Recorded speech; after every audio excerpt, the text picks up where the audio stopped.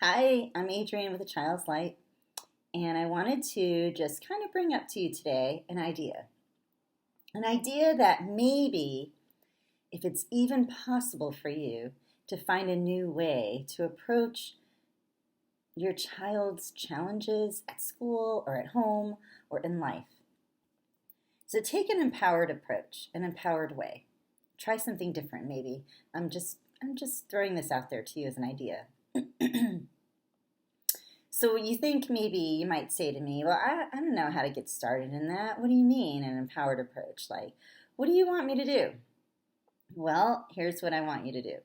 I'm going to start from the very beginning. And yes, what this is going to do, absolutely, is make this subtle shift in your life. And you'll see things change at a subtle level, but I wouldn't say slowly, but it's a gentle shift in your life. And I don't expect anyone to go from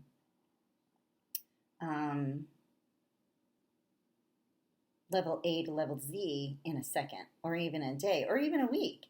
But I don't expect you to say to me, you want me to do a meditation with my child, and I can't get my child to sit still.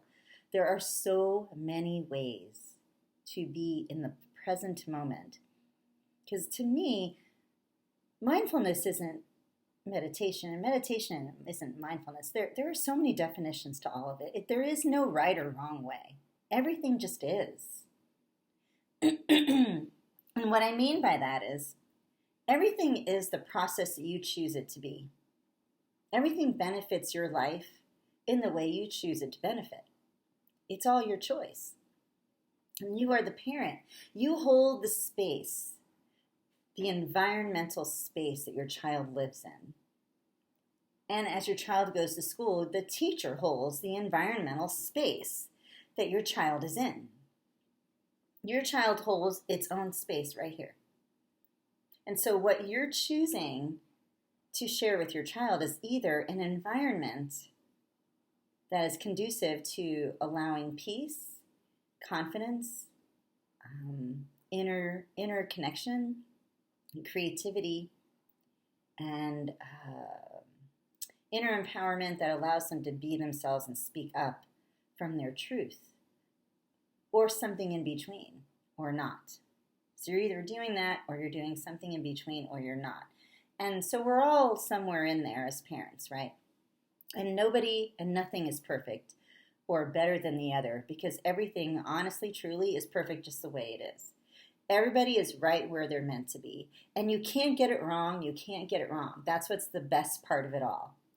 So the first step for you as a parent is to say, you know, we always say, oh, I made a mistake, or I shouldn't have done that, I shouldn't have done.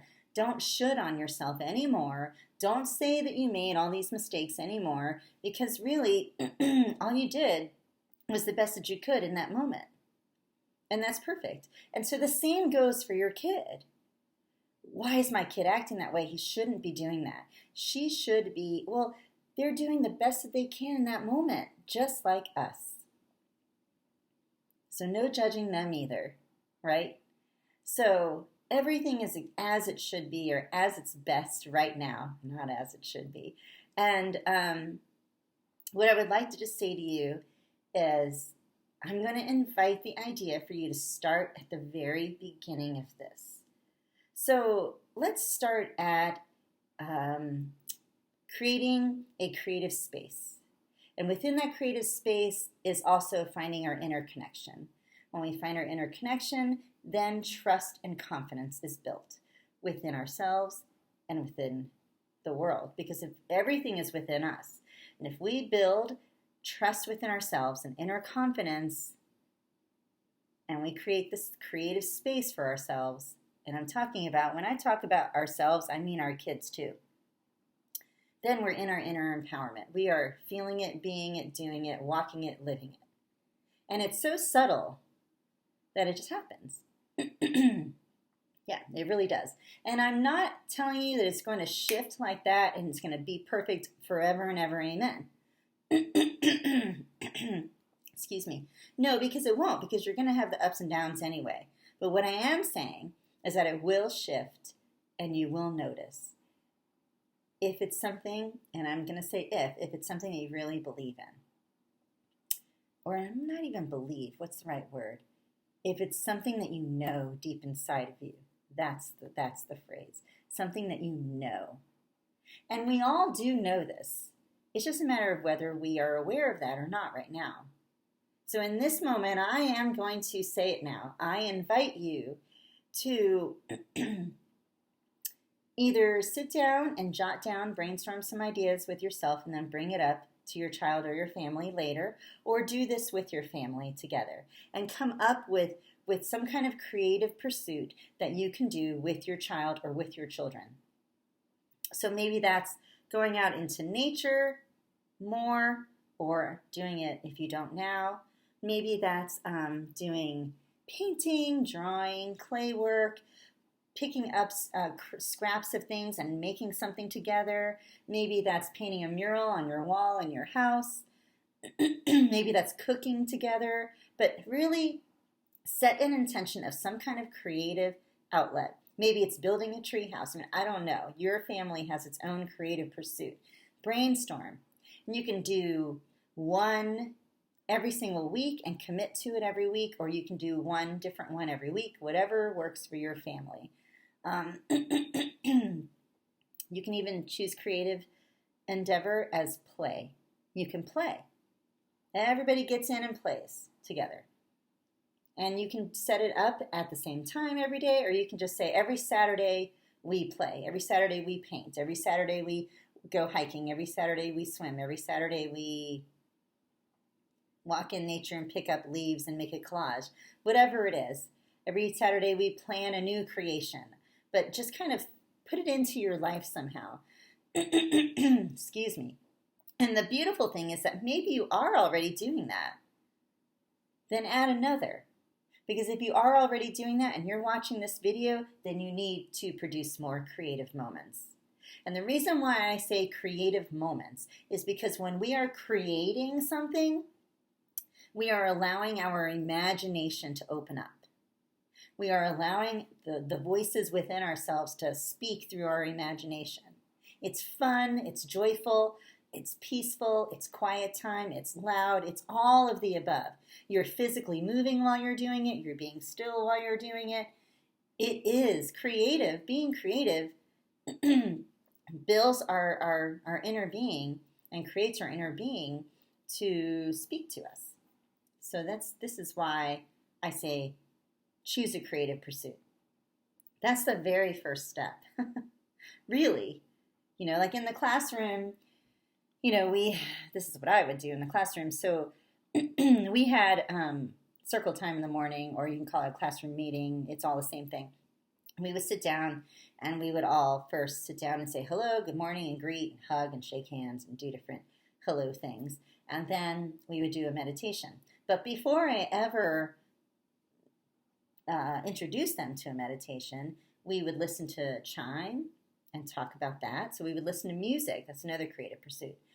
Sometimes we would get our journals out. We had journals in our classroom, and we would draw. We wouldn't write. We would draw about our weekend, create. So I would give them options, and ask them, if they wanted to draw, they wanted to paint, or they wanted to write a story, or, about their weekend, or about their night, or about the best beautiful thing that happened since the last time I saw them. Sometimes we would just let each other talk about it. So we gave each other the space to do that, because that's also creative. So hey, if you just want to sit and talk, every Saturday we talk after breakfast, whatever creative pursuit works for you. In other schools I worked at, we would go outside and have circle time outside, and we would pick up leaves and pick flowers, and we would put them together as a class to make some kind of design for the day. What else have we done? Oh, we had clay or Play-Doh, and we would create a sculpture together before we even started our day. So creative pursuit. And why creative? Because creative pursuits build connection and trust and confidence. And as you're doing these creative pursuits with your children, what's going to happen is you're going to start talking about life. You're going to start feeling really close together I mean, you already do, but you're going to feel it even more. And you're going to be in the moment of every moment of creating whatever it is you're doing. And you're going to be in that space of creation. And that always opens you up to your heart. It always opens up to deep discussion and deep connection. And you want that because you want to build trust and confidence even deeper than it already is. And if you're having a challenging time with that right now, it will build it for you. And it's not going to happen right away. I mean, maybe it will for some families. Maybe it won't. Maybe it'll take a month of doing this before it happens, before you start feeling like, ooh, they're going to start talking to me about their problems at school. It might take 2 months before you feel comfortable sharing how you're feeling about the stress you've been undergoing because your child has been having issues at school or at home. You know, every family is so different that I can't tell you exactly what's going to happen. But what I can tell you is that if you choose to add into your life a creative endeavor to have with your child or with your children or your family, and maybe separate, maybe one parent takes one child, one parent takes the other, and then switch. I don't know. But I feel that maybe doing it all together would be better, but it's really up to you and your family, really. But this will open you up to connection to each other and trust and confidence. Now, the next part of this, this is why it's so good to just start here. You also, while you're creating something, you are building confidence in yourself. So is your child, and trust within yourself. And it seems like that's so silly. Really? No, it doesn't. It does. It absolutely does. So I will give you 2 examples. So in one class I was teaching, it was first and second graders. This was in Florida, and we were using clay to create a sculpture. And so with the whole class, and so everybody had a different piece of clay in a different color, and we were going to just put the pieces together however everyone decided, 1 by 1 or 2 by 2, and nobody was speaking. It was a very quiet exercise, and we all kind of decided this together as a class how we were going to do this. So 1 by 1, 2 by 2, just depending. You know, some children didn't want to go out there on their own, so other children did it. It just depended. And they all decided how they were going to do this, and they would place their piece of clay on the sculpture. There was a base piece. We decided to have a base, so we had a base. And then the first person put their piece down, and then it just kept building. Some people put pieces way out here, and some people put them all together. And nobody could say no or yes, and nobody could undo somebody else's piece. Everybody just put their piece where they felt pulled to put it. They were feeling super connected to everyone because everyone was watching quietly. Everyone was participating together. We all felt peaceful because it was a quiet moment and we were just letting everybody be and create whatever they wanted. It was just being created together because we are one unit. And so then when we were done doing that, we talked about how we felt. And I had 2 little girl twins in my class that year. They were little first graders, and they were so sweet. And one of them was very shy, and the other one was very outgoing.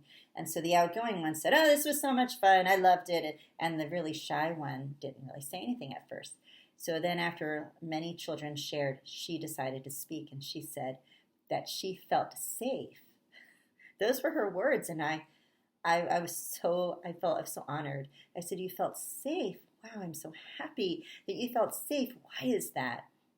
Why did you feel safe?" And she said, "Because nobody told me what to do and what not to do, and nobody cared if I did it wrong." That's what she said. And I thought, oh my goodness gracious. So I'm learning. She was connecting with me, feeling safe, building trust to share about something so profound. And then I asked her, I sat with that a little bit with her. And the other children, you could see their faces. I said, "Well, you never do anything wrong. You're always following your heart, and you're always making the right choices." Because that's what she needs to believe, because she feels like she does things wrong. So right then and there, and I said, right, we all follow our heart. We all make the best choices that we can for ourselves, and this was the discussion that we had in that moment.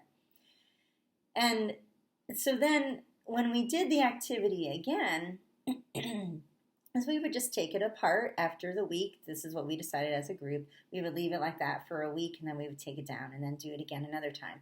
When we did it again, she was so confident, she was the first one to go. So this is just building these little spaces of connection and confidence and inner empowerment. This is the purpose of these ideas. So here's another personal example for me. So this is also in Florida.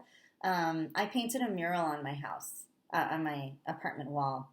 And I remember being so excited because I always wanted to do that. And I never did before, out of, I don't know what, fear? I don't know. But so I decided to, you were supposed to catch that, out of fear? I just never did before. I never even thought that I could paint a mural. When we moved to Florida, I decided to do so.